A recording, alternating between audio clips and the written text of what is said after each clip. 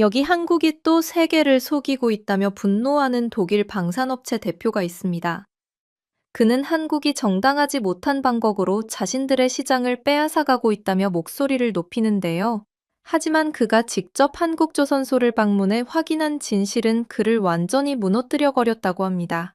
심지어 독일 정부마저 이제는 한국을 인정할 수밖에 없게 되었다는데 도대체 한국이 어떤 무기로 독일의 자존심을 박살내버린 걸까요?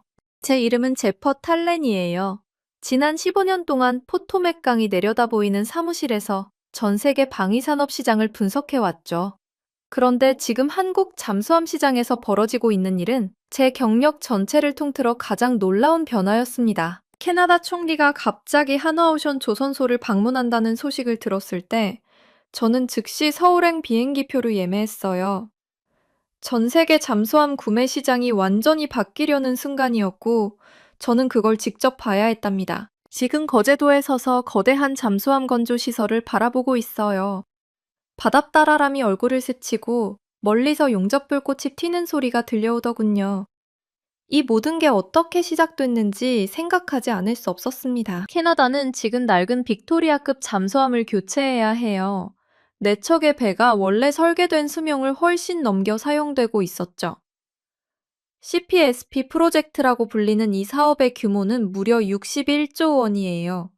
캐나다 역사상 최대 규모의 잠수함 구매 프로젝트였습니다. 수백 건의 방위산업 계약을 분석해온 사람으로서 말씀드리자면 이건 한국이 폴란드와 맺은 그 유명한 계약보다도 훨씬 큰 규모예요.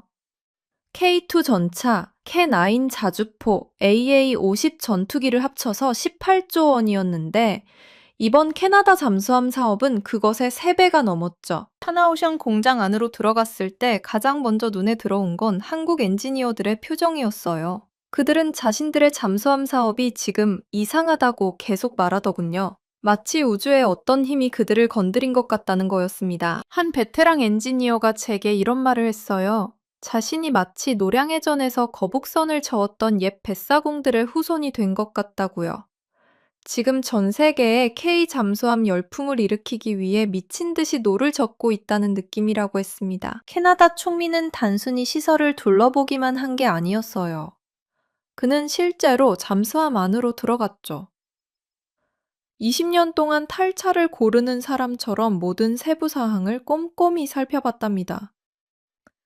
독일과 한국이 최종 경쟁자로 남았는데 제가 보기에는 한국이 이미 이긴 것 같았어요. 잠수함 내부를 둘러보는 총리의 모습을 지켜보면서 저는 이 경쟁의 진짜 의미를 깨달았습니다. 이건 단순히 12척의 잠수함을 파는 사업이 아니었어요. 이건 전 세계 방위산업의 권력 구조가 바뀌는 순간이었죠. 독일은 수십 년 동안 잠수함 시장을 지배해왔어요. 그들의 기술력은 전설적이었고 그들의 브랜드는 신뢰의 상징이었습니다. 하지만 지금 한국이 그 자리를 빼앗고 있었어요. 어떻게 이런 일이 가능했을까요? 저는 지난 몇 년간의 데이터를 머릿속으로 되짚어봤습니다. 노르웨이는 독일 대신 한국의 K9 자주포를 선택했어요. 호주는 독일의 링스가 아니라 한국의 레드백 보병 전투차를 골랐죠. 폴란드는 한국 무기체계로 군대 전체를 현대화하고 있었습니다. 한국은 수십 년 동안 독일이 차지했던 시장 점유율을 엄청난 속도로 빼앗아가고 있었어요. 이건 단순한 상업적 성공이 아니었습니다. 이건 전 세계 방위산업의 위계 질서가 근본적으로 바뀌는 현상이었죠. 조선소 안을 걸으면서 저는 한국의 독특한 장점들을 관찰했어요. 첫째, 고객 맞춤형 제작 능력이었습니다. 한국은 각 나라의 특별한 요구사항을 정확히 반영할 수 있었어요. 둘째, 번개 건조와 로켓 배송이라고 불리는 놀라운 속도예요. 급한 주문에도 빠르게 대응할 수 있었죠. 셋째, 그들이 사랑의 블랙홀이라고 부르는 애프터 서비스였습니다. 한 번 한국 무기를 사면 그 고객은 영원히 한국의 고객이 된다더군요. 도산 안창호급 잠수함을 처음 봤을 때의 느낌은 지금도 생생해요. 이 잠수함은 다른 디젤 전기 잠수함들보다 우수할 뿐만 아니라 특정 성능 지표에서는 미국이나 독일 잠수함까지 능가했습니다. 가이드가 설명해 주더군요. 이 잠수함은 술비엠, 즉 잠수함 발사 탄도미사일을 6발까지 실을 수 있다고요. 더 새로운 장영실급은 10발까지 실을 수 있다고 했습니다. 이건 단순한 방어 무기가 아니었어요. 이건 전략적 억지력이었죠. 바닷속 어딘가에 숨어서 어떤 나라든 위협할 수 있는 능력이었습니다. 캐나다만 한국 잠수함에 관심이 있는 게 아니라는 사실도 알게 됐어요. 사우디아라비아도 한국 잠수함을 원하고 있었습니다. 처음에는 이상하게 들렸어요. 사막의 나라가 왜 잠수함을 원할까요? 하지만 중동 지정학을 공부하면서 이해하게 됐어요. 사우디는 이란이 무섭거든요. 이란은 지금 27척의 잠수함을 보유하고 있는데 사우디는 한 척도 없었습니다. 페르시아만, 홍해, 호르무즈 해협. 이 모든 전략적으로 중요한 바다에서 이란이 수중 우위를 완전히 장악하고 있었어요. 사우디로서는 끔찍한 상황이었죠. 1979년 이란 혁명이 사우디를 비롯한 주변 왕국들에게 얼마나 큰 공포인지 이해하게 됐습니다.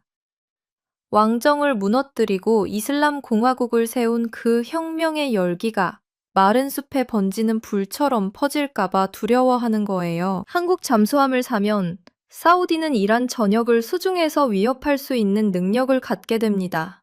억지력이 생기는 거죠. 해가 지면서 거제도의 조선소가 황금빛으로 물들었어요. 저는 부두에 서서 건조 중인 잠수함들을 바라봤습니다. 아르헨티나, 에콰도르, 필리핀, 인도네시아, 태국. 이 모든 나라들이 지금 줄을 서서 한국 잠수함을 기다리고 있었어요. 한 가지 더 흥미로운 사실을 알게 됐습니다. 하나오션과 현대중공업이 협력하고 있다는 거예요. 이 두 회사는 원래 조선업계의 치열한 라이벌이었어요. 하지만 캐나다 계약을 따내기 위해 경쟁을 잠시 접고 함께 일하고 있었죠. 국가적 이익을 위해 기업들이 손을 잡는 모습이었습니다. 마치 삼성동 치킨집에서 한국 기업 리더들이 모여 글로벌 기술 거물과 협상해서 26만 개의 첨단 GPU를 확보한 그 유명한 이야기처럼요. 밤이 깊어지면서 공장의 불빛들이 하나둘 켜졌어요. 24시간 가동되는 생산 라인이었습니다. 저는 호텔로 돌아가면서 생각했어요. 이건 시작에 불과하다는 걸 알았습니다. 한국의 잠수함 수출은 일시적인 현상이 아니에요. 이건 전 세계 잠수함 시장의 지속적인 변화의 시작이었죠. K2 전차와 K9 자주포가 그랬던 것처럼 한국 잠수함도 곧 세계 시장을 지배할 거예요. K9은 지구 최강의 4번 타자라고 불리죠. 믿을 수 있는 힘과 성능을 상징했습니다. 이제 한국 잠수함도 그런 명성을 얻을 차례였어요. 제 노트북에는 수백 페이지의 데이터가 있었지만 진짜 이야기는 숫자 너머에 있었습니다. 이건 한 나라가 기술력으로 세계 무대에 우뚝 서는 이야기였어요. 한때 기술을 받아들이기만 하던 나라가 이제는 기술을 수출하는 강국이 된 이야기였죠. 내일 저는 더 깊이 파고들 계획이에요. 한국의 엔지니어들을 만나고 공장 깊숙한 곳까지 들어가 볼 겁니다. 이 변화의 진짜 비밀을 알아내야 했어요. 왜 한국인가? 왜 지금인가? 그 답을 찾는 여정이 막 시작됐습니다. 캐나다에서 돌아온 지 3주가 지났을 때 저는 리야드 공항에 내리고 있었어요. 비행기 창밖으로 끝없는 모래 언덕이 펼쳐졌죠. 섭씨 45도를 넘나드는 뜨거운 공기가 활주로 위에서 아지랑이처럼 일렁였습니다. 사막 국가가 왜 잠수함을 원할까? 비행기에서 내리면서 제 머릿속을 떠나지 않던 질문이었어요. 바다가 있긴 하지만 사우디아라비아는 육지로 둘러싸인 나라잖아요. 홍해와 페르시아만이 있지만 이 나라의 정체성은 언제나 사막이었습니다. 하지만 살만 왕자는 달랐어요. 그의 관심사는 바다 아래에 있었죠. 호텔에 짐을 풀자마자 첫 미팅이 잡혔습니다. 사우디 국방부의 한 장군을 만나게 됐어요. 그는 에어컨이 빵빵하게 돌아가는 회의실에서 저를 기다리고 있었답니다. 1979년을 기억하십니까? 그가 던진 첫 질문이었어요. 저는 고개를 끄덕였죠. 1979년. 이란에서 혁명이 일어났던 해였습니다. 팔레비 왕조가 무너지고 아야톨라 후메이니가 권력을 잡았어요. 우리는 그때를 잊을 수가 없습니다. 장군의 목소리에는 긴장감이 서려 있었어요. 그는 커피잔을 천천히 돌리면서 말을 이었죠. 혁명이라는 것은 마른 숲에 번지는 산불과 같습니다. 한 나라에서 시작된 혁명의 불씨는 국경을 넘어 번지죠. 그의 말이 맞았어요. 중동의 역사를 보면 한 나라의 정치적 격변은 주변 국가들에게 영향을 미쳤습니다. 사우디, 요르단, 아랍에미리트. 이 모든 왕정 국가들은 이란의 혁명을 보며 두려워했죠. 현재 이란은 몇 척의 잠수함을 보유하고 있습니까? 제가 물었어요. 이미 답을 알고 있었지만 그의 반응을 보고 싶었답니다. 27척입니다. 장군의 목소리가 낮아졌어요. 우리는요? 0척입니다. 침묵이 흘렀어요. 에어컨 소리만 회의실을 채웠죠. 27대 0.2 숫자의 격차가 사우디 전략가들을 밤잠 못 이루게 만들고 있었습니다. 다음 날 저는 사우디 해군 사령부를 방문했어요. 페르시아만이 내려다 보이는 전망 좋은 건물이었죠.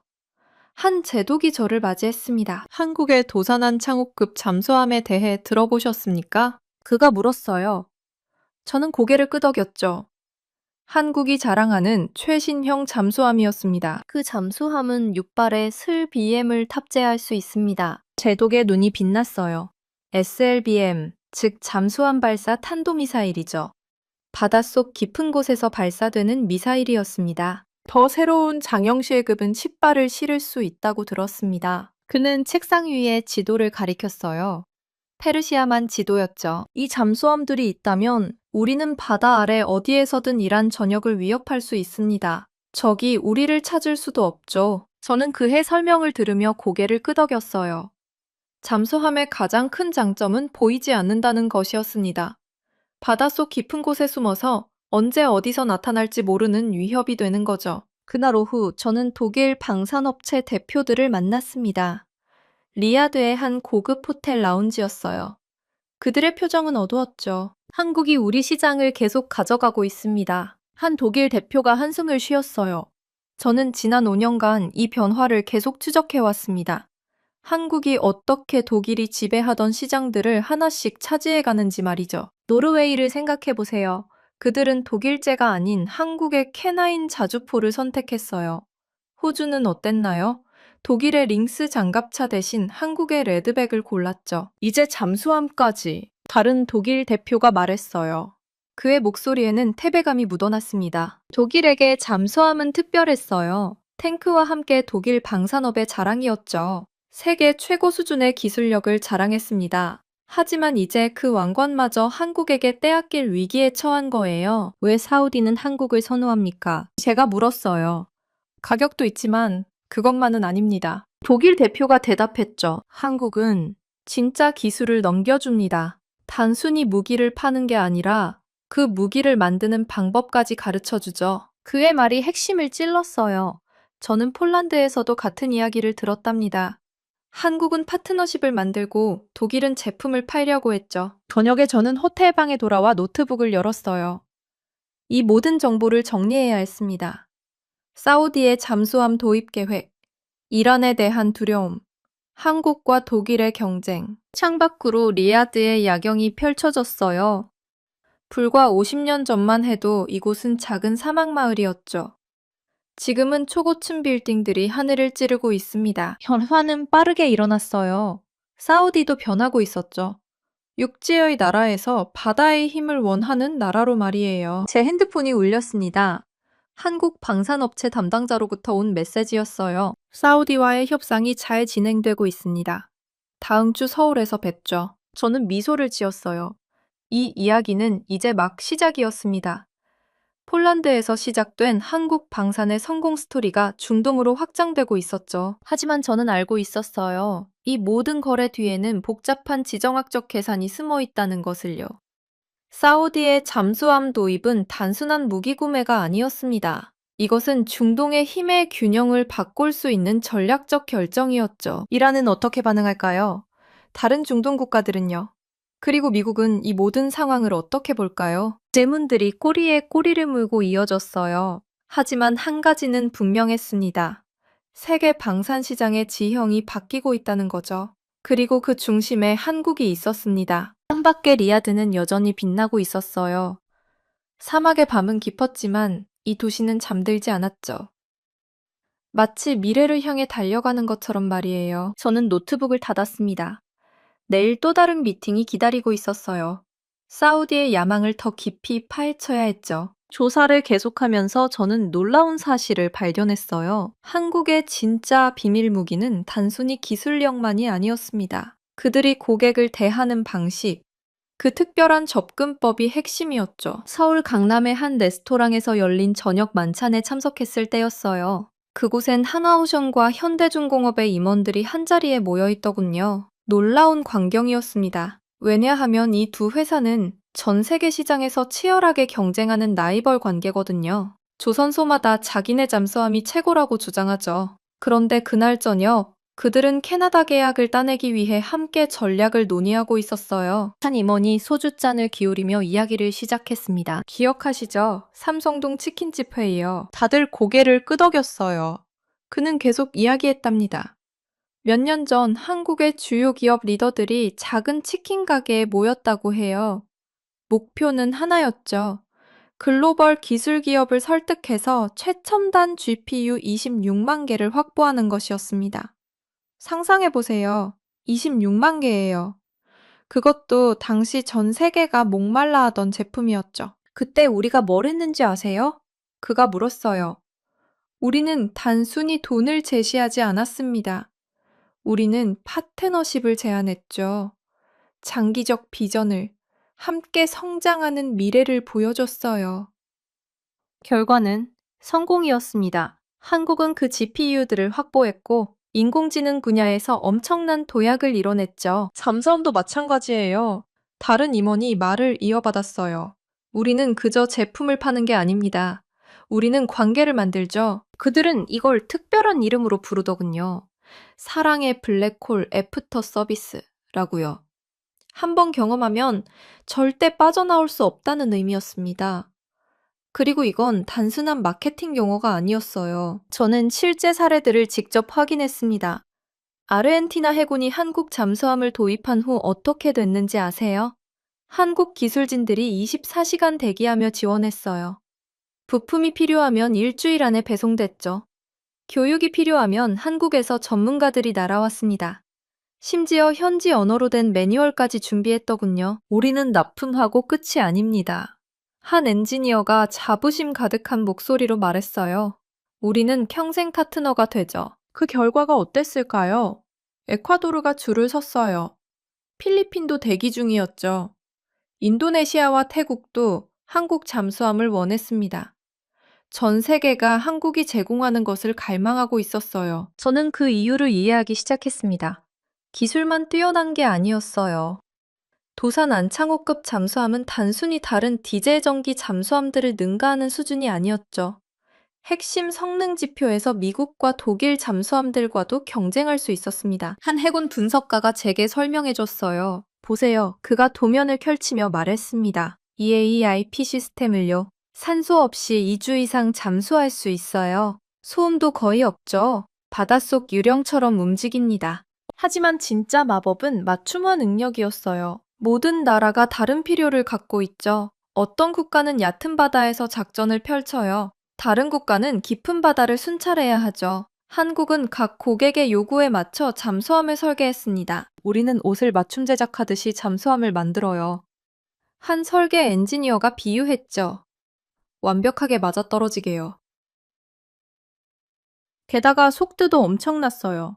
다른 국가들이 10년 걸릴 프로젝트를 한국은 5년 안에 완성했습니다. 그들은 이걸 번개 건조와 로켓 배송이라고 불렀어요. 과장이 아니었죠. 저는 거제도의 조선소를 방문했습니다. 거대한 크레인들이 움직이고 용접 불꽃이 튀고 수천 명의 노동자들이 정밀하게 작업하는 모습을 봤어요. 마치 오케스트라 같았습니다. 각자의 역할을 완벽히 수행하며 하나의 걸작을 만들어내는 거죠. 저기 보이시죠? 가이드가 건조 중인 잠수함을 가리켰어요. 저게 인도네시아로 갈 겁니다. 6개월 후면 완성되죠. 6개월. 다른 나라에선 상상도 못할 일이었습니다. 한국 엔지니어들은 자기네 무기에 대해 이야기할 때 마치 자녀를 자랑하는 부모 같았어요. K9 자주포를 지구 최강 4번 타자라고 불렀죠. 야구 용어를 빌린 거예요. 4번 타자는 팀에서 가장 믿을 수 있는 강타자잖아요. 결정적 순간에 홈런을 날리는 선수죠. K9은 정확히 그래요. 한 포병 장교가 설명했습니다. 필요할 때 언제나 작동하고 강력하고 게임의 흐름을 바꿔버리죠. 잠수함도 마찬가지였어요. 한국은 단순히 제품을 팔지 않았습니다. 그들은 안전을 팔았고, 신뢰를 팔았고, 미래를 팔았죠. 만찬이 끝나갈 무렵 한 임원이 마지막으로 말했어요. 우리가 단합하면요. 그의 눈이 반짝였습니다. 우리는 멈출 수 없게 돼요. 방 안에 모든 사람이 고개를 끄덕였어요. 경쟁사 직원들조차도요. 왜냐하면 그들은 알고 있었거든요. 국가 이익이 걸린 순간엔 개인적 경쟁은 제쳐두고 하나가 된다는 것을요. 저는 그날 밤 호텔로 돌아가며 생각에 잠겼습니다. 캐나다는 무엇을 원할까요? 단순히 잠수함일까요? 아니면 한국이 제공하는 그 모든 것, 기술, 서비스, 파트너십, 헌신을 원하는 걸까요? 답은 명확해 보였어요. 한국의 제안은 단순한 군사장비 거래가 아니었습니다. 그건 두 나라 간의 깊은 관계, 수십 년에 걸친 협력, 공동의 미래를 향한 약속이었죠. 그리고 현재로서는 아무도 이 조합을 따라잡을 수 없었습니다. 품질, 속도, 서비스, 이 삼박자가 완벽하게 조화를 이룬 건 한국돈이었어요. 세계는 주목하고 있었죠. 그리고 줄을 서서 기다리고 있었습니다. 사무실로 돌아와서 계산기를 두드렸어요. 61조 원이라는 숫자가 화면에 떴죠. 캐나다 잠수함 12척의 가격입니다. 각 잠수함 한 척당 약 5조 원이에요. 하지만 이건 단순한 무기가 아니었습니다. 이건 신뢰의 증표였죠. 전 세계가 이 계약을 지켜보고 있었어요.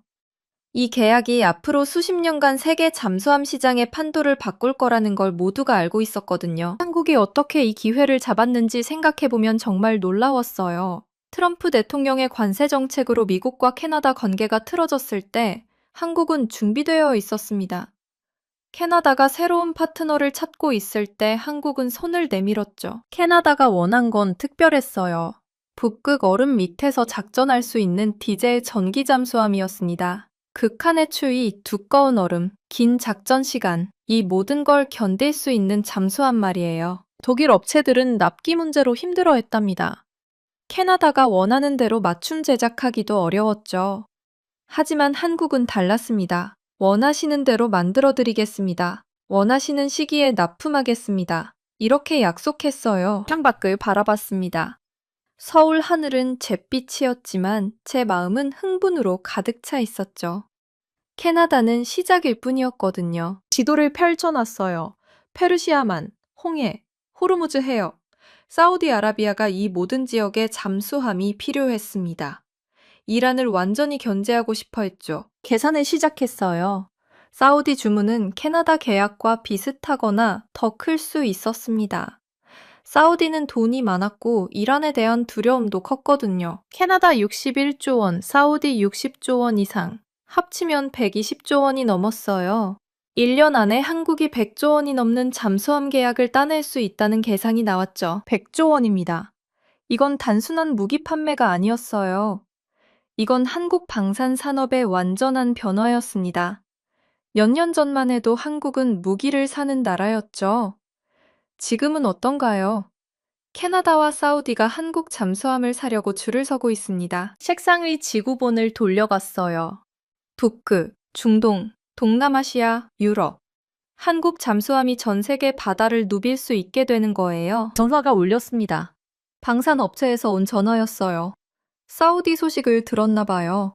목소리에 흥분이 묻어났죠. 가능성이 얼마나 됩니까? 높습니다. 아주 높아요. 전화를 끊고 다시 생각했습니다. 2025년에 100조 원이면 그 이후는 어떻게 될까요? 한국 잠수함 기술이 입증되면 더 많은 나라들이 관심을 가질 겁니다. 인도네시아, 필리핀, 베트남, 중국을 견제하려면 잠수함이 필요하죠. 하지만 흥분을 가라앉혀야 했어요. 계약이 성사되려면 시간이 걸립니다. 협상이 필요하죠. 그래도 가능성은 충분했습니다. 한국은 이미 증명했거든요. FK-21 전투기로, K2 전차로, K9 자주포로 말이에요. 이제 잠수함 차례였습니다. 세계가 한국 잠수함의 실력을 보게 될 거예요. 창밖을 다시 바라봤어요. 어느새 해가 지고 있었습니다. 서울 하늘이 주황빛으로 물들었죠. 키보드 앞에 앉았어요. 한국 잠수함 수출 전망 2025년 분석. 이렇게 제목을 쓰고 오늘 계산한 모든 것들을 적기 시작했습니다. 이 숫자들은 단순한 돈이 아니었어요. 이건 한국의 미래였죠. 방산 강국으로 가는 길이었습니다. 세계 무대에서 한국의 목소리가 더 커지는 순간이었어요. 거제로 돌아왔을 때 공기가 달랐어요. 캐나다 대표단의 마지막 기술 평가가 시작되던 날이었죠. 한국 엔지니어들은 자신들이 역사를 만들고 있다는 걸 알고 있었습니다. 김동관 한화 부회장을 만났어요. 업계에서 그를 조용한 대포라고 부르죠. 한화의 공격적인 경영진 중에서 유일하게 배트를 휘두르지 않지만 전체 게임을 지휘하는 사람이었습니다. 그의 지휘 아래 한화는 국내 업체에서 글로벌 방산거인으로 변신했어요. 우리 조선소를 떠나는 모든 잠수함은 한국의 명성을 싣고 갑니다. 김 부회장이 말했죠. 우리는 한국의 미래를 파는 겁니다. 창문 너머로 3,000톤급 함체가 햇빛을 받아 반짝였어요. 저 안의 시스템 하나하나가 한국 기술의 결정체였습니다. 제 체류 중에 사우디 대표단이 도착했답니다. 그들은 모든 시스템을 살폈어요. 특히 슬비엠비 탑재 능력에 관심이 많았죠. 한 사우디 해군 장교가 제게 속삭였습니다. 이 잠수함들이 있으면 이라는 모든 것을 다시 생각해야 할 겁니다. 저는 그 순간 깨달았어요. 전 세계가 한국이 제공할 수 있는 것을 기준으로 해군 전략을 재계산하고 있다는 걸요. 캐나다 수석 엔지니어는 3일 동안 함내를 샅샅이 조사했어요. 인승상적이군요. 그가 마침내 말했죠. 유럽 잠수함들보다 조용합니다. 그리고 더 많은 무장을 탑재하고 있어요. 사우디 팀은 더 공격적이었습니다. SLBM 발사 시뮬레이션을 요구했죠. 우리 설계는 슬비엠 통합을 위한 모든 요건을 충족합니다. 한화의 수석 설계자가 설명했어요. 한국이 단순히 하드웨어가 아니라 전략적 능력을, 힘의 균형을 파는 거였습니다. 인도 시기는 얼마나 걸립니까? 사우디 대표단장이 물었어요. 첫 번째 함정은 계약 후 36개월입니다. 유럽 조선소들이 5년 이상 걸리는 것과 비교하면 놀라운 속도였죠. 이게 한국의 빨리빨리 문화가 방산산업에서 경쟁력이 되는 순간이었습니다. 오후에는 수중음향 테스트가 있었어요. 한국 잠수함이 물속에서 움직이기 시작했죠. 소음 수준이 놀라울 정도로 낮았습니다. 캐나다 팀의 음향 전문가가 고개를 저었어요. 믿을 수가 없군요. AIP 시스템이 이렇게 조용할 줄은. AIP는 잠수함이 물 위로 올라오지 않고도 몇 주간 잠항할 수 있게 해주는 기술이에요. 한국은 이걸 독자적으로 개발했답니다. 세계에서 몇 안 되는 나라만 가진 능력이었죠. 저녁이 되자 평가가 마무리됐어요. 캐나다 팀장이 한화 부회장과 악수했습니다. 우리 정부에 긍정적인 보고를 올리겠습니다. 사우디 팀도 구체적인 숫자를 논의하기 시작했어요. 저는 그날 밤 호텔로 돌아와 노트북을 켰습니다. 이건 단순한 무기 거래가 아니었어요. 세계 질서의 재편이었죠. 캐나다가 한국 잠수함을 선택하면 NATO 회원국이 아시아 무기 체계를 선택하는 첫 주요 사례가 되는 거였어요. 사우디가 주문하면 중동의 해군력 균형이 변하는 거였습니다. 창밖을 내다봤어요. 거제의 밤바다가 고요했죠.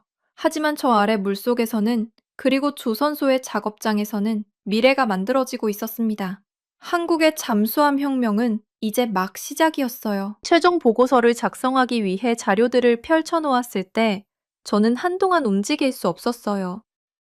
한국의 잠수함 성공이 말해주는 이야기가 너무나 명확했거든요. 이건 단순한 상업적 승리가 아니었습니다. 글로벌 파워 구조 자체가 바뀌고 있다는 신호였죠. 창밖으로 인천 앞바다가 보였어요. 저 멀리 거제도 방향에 한화오션과 현대중공업의 조선소들이 있었습니다. 몇십 년 전만 해도 잠수함 생산은 극소수 국가들만의 전유물이었죠. 미국, 러시아, 영국, 프랑스, 독일.